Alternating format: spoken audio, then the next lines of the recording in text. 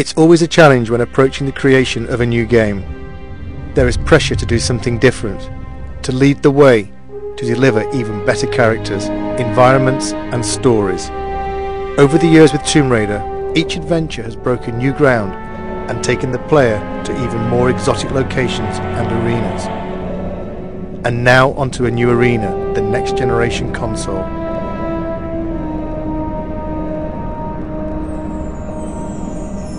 Our vision is to take the player somewhere dark, a place they might not necessarily wish to go, but a place that they'll have to venture if they want to bring Lara back. This world is from the imagination but based in reality. A dark world, a dangerous world, a world that reflects the change in Lara.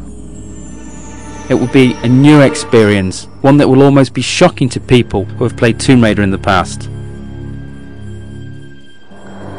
From the catacombs of the Louvre to the alleys of Prague, we searched for the seedier side of life, a world that you wouldn't normally see Lara in, but a world that she has no choice but to inhabit. Like her audience, like the game's consoles themselves, Lara has grown up. Her experiences in Tomb Raider 4 have forced her to question herself. This game will ask more questions of her. It was a very conscious decision to leave out elements of Lara's story since Tomb Raider 4. Certain aspects of that story will return. It's just a matter of when and where. For the first time, Lara will have a moral choice to make. It's no longer a clear-cut case of good versus evil. This is a more complex tale which will ask more complex questions of the player. The player controls how the story develops much more than in previous Tomb Raiders. Basically, when Lara talks to a character, the player can also choose whether Lara is nice, nasty, or dismissive to another character. This game sets a new benchmark for character animation. The new consoles allow for an unprecedented level of subtlety in the way the characters can act. Some characters may betray more than their feelings. In this world, the player should look as well as listen. The advancements in game technology allow for much more complex movement from the characters.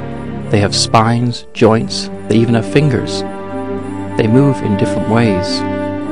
We borrow these movements from real people. The man on the A57, the woman on the bus. They travel much further than they think. The player will choose which paths to take, which characters to trust, which lies to believe, and which enemy to face. Some enemies may become allies. Some enemies may become something far worse. Certain enemies have taken years of conception, gestating through design and redesign.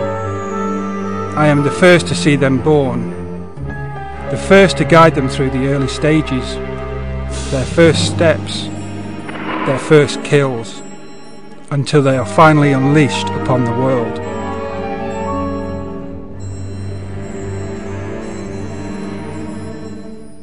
When you walk into this world, you walk into a film with multiple paths and possibilities, but one story drawing you through. This world begins in an act of darkness. How this world ends is up to you. This is a world of shadows. There is a shadow on Lara. He watches, waits, he bides his time. His name is Curtis. He wants revenge. And Lara will help him extract that revenge.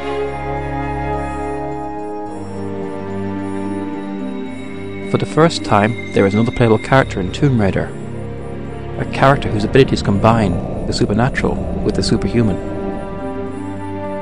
He has a different approach to Lara, less subtle perhaps, but still effective against certain opponents.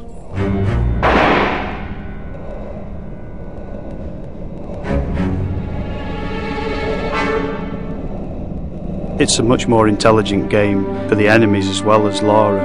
The PlayStation 2's got much more power to process enemies doing much more complicated things. The enemies in the game have evolved. They will work together. Notice when another enemy is killed and react accordingly. These enemies will pursue Lara. They will not stop. They have not stopped in 600 years. The Monstrum, the Cabal, Eckhart, an unholy trinity guided by an unspeakable force. Their origins lie in the annals of alchemy, not in its purported search for the secrets of gold, but in its real search for the secrets of the atom. If you control the atom, you can control life. You can create life, and you can steal life from others.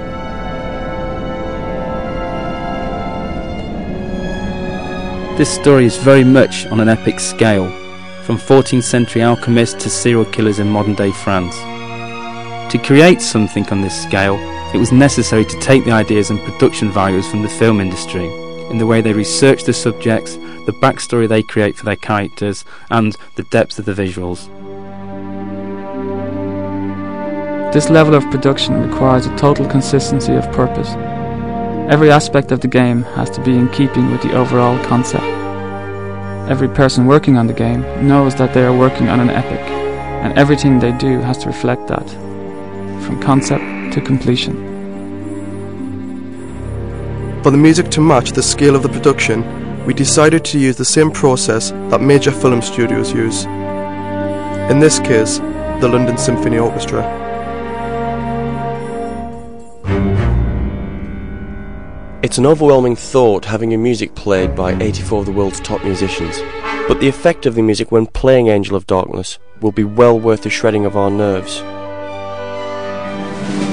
On the day of the recording, we are in the good hands of Abbey Road Studios and David Snell, the conductor. In a sense, he visualises the music and translates it to the ears. We wanted the music to be ever present, draw you into the world without you noticing. Part of the style of this game is that all the elements work together, bide their time, wait for the moments when they are needed. At core, we had a very clear vision of where we wanted to go. We wanted to take the Lara we all knew and put it into a game, a situation that no one knows. Tomb Raider has always set the benchmark for games. This game will be no different. Some may see elements of various filmmakers, such as Luc Besson, David Fincher. Some may see elements of various artists, Grunwald, Bosch. All will see something they haven't seen before. When we wrote this story, we wrote a book. This game is only the first few chapters of that book. This game opens a lot of doors and only closes a few of them.